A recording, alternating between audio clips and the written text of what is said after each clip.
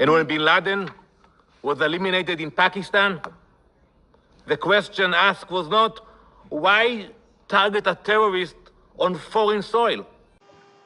During a tense UN Security Council debate, Israel's ambassador Danny Downer defended the strike in Doha that killed Hamas figures, likening it to US mission that eliminated Osama bin Laden in Pakistan.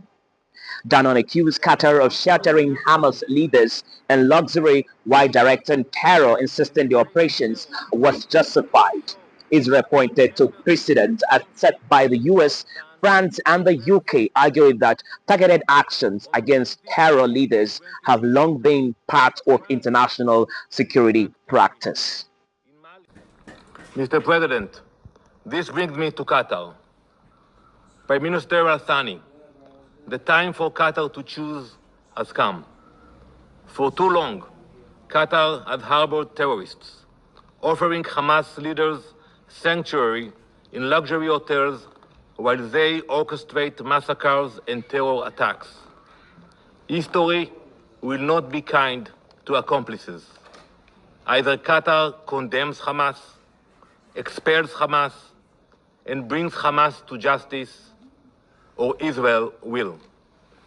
Mr. President, the world has faced moments like this before. Today, the world remembers the devastating terrorist attacks of September 11th. That tragic day, like October 7th for Israel, was a day of fire and blood. In the aftermath of 9/11, the countries that uphold freedom, equality, and democracy in this council stood shoulder to shoulder.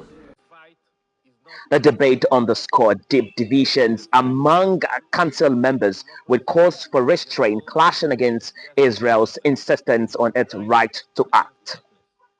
No state may harbor terrorists. No state may fund them. No state may give them safe haven. I urge you all to read this resolution. Any government that does so breaks this council binding obligations. That principle was clear then. It must be upheld today. And when bin Laden was eliminated in Pakistan, the question asked was not why target a terrorist on foreign soil. No one asked that question. The question was, why was a terrorist given shelter at all? The same question must be asked today. There was no immunity for bin Laden, and there can be no immunity for Hamas. And in facing terror, history shows that members of this council have done the very same.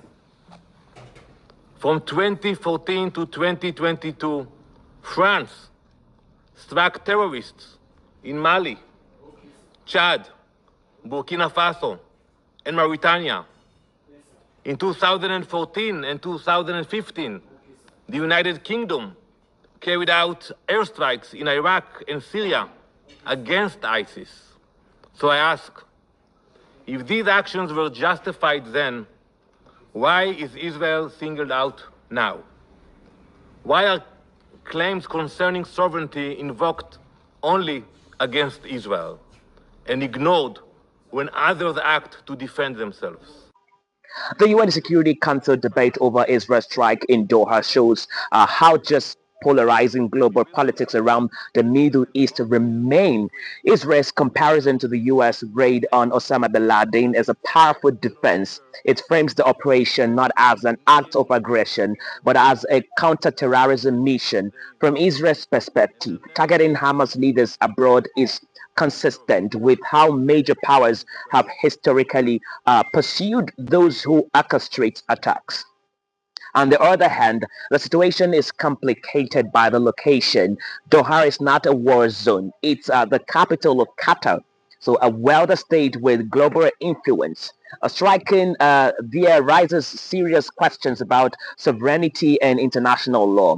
No matter how justified Israel feels in these actions, ultimately, the clash highlights a broader dilemma. When states harbor groups accused of terrorism, how far can another country go in striking them without destabilizing diplomacy? Israel is making its case, but the fallout shows this debate is far from settled.